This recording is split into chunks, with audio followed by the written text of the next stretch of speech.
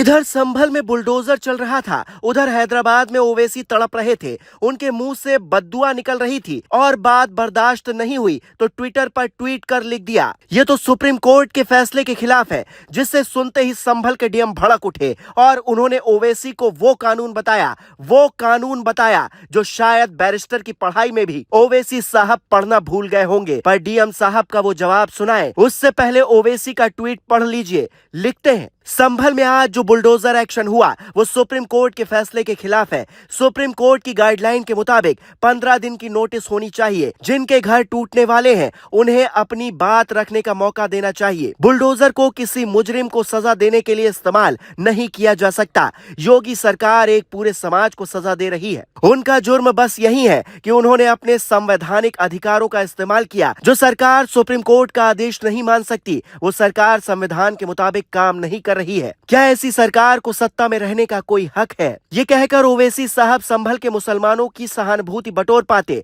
उससे पहले ही डीएम राजेंद्र पेंसिया ने भयंकर क्लास लगा दी। वो साफ साफ कहते हैं, संभल में जो बुलडोजर चल रहा है वो केवल और केवल चंदौसी में चल रहा है। वो किसी के घर पर नहीं बल्कि नाले और रास्ते के अतिक्रमण पर चल रहा है। 24 नवंबर के 22-24 दिन पहले से वहां बुलडोजर एक्शन हो रहा है।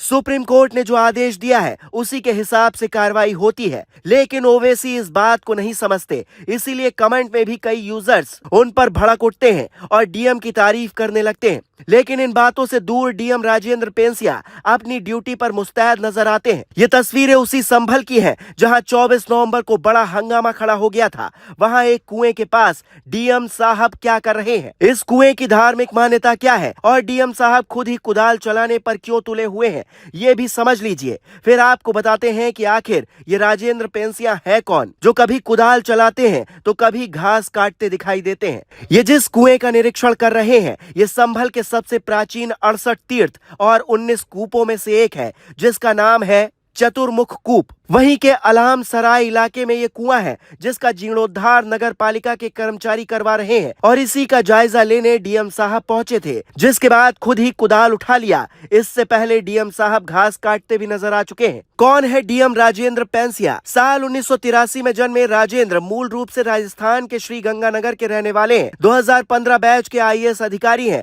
पढ़ाई के नाम पर इनके पास बीकॉम तक की डिग्री है। इनकी तैनाती साल 2016 में मिर्जापुर में सहायक कलेक्टर के रूप में हुई थी। संभल में डीएम की पोस्टिंग से पहले विशेष सचिव नगरीय विकास के रूप में इन्होंने काम किया है। उसके बाद जब संभल गए तो वहां एक स्कूल में छापा मारकर सुर्खियों में आ गए। वहां एक टीचर को कैंडी क्रश खेलते हुए पकड़ लिया, जिसका वीडियो वायरल हुआ तो लोग डीएम साहब की तारीफ करने लगे। और अब एक बार फिर जैसे संभल के बिगड़ते हालात को संभाला है सियासत करने वाले नेता, चाहे वो राहुल गांधी हो या फिर ओवैसी, उन्हें जैसा जवाब दिया है उसकी भी लोग जमकर तारीफ कर रहे हैं। संभल के डीएम ने अगर वो लेटर पड़ोसी जिले के जिलाधिकारियों को नहीं लिखा होता तो शायद राहुल गांधी संभल में होते, पर इनके एक लेटर ने राहुल को गाजीपुर बॉर्डर पर ही रोक लिया। आप इनके इस एक्शन पर क्या कहेंगे? हमें कमेंट कर अपनी राय जरूर बताइए।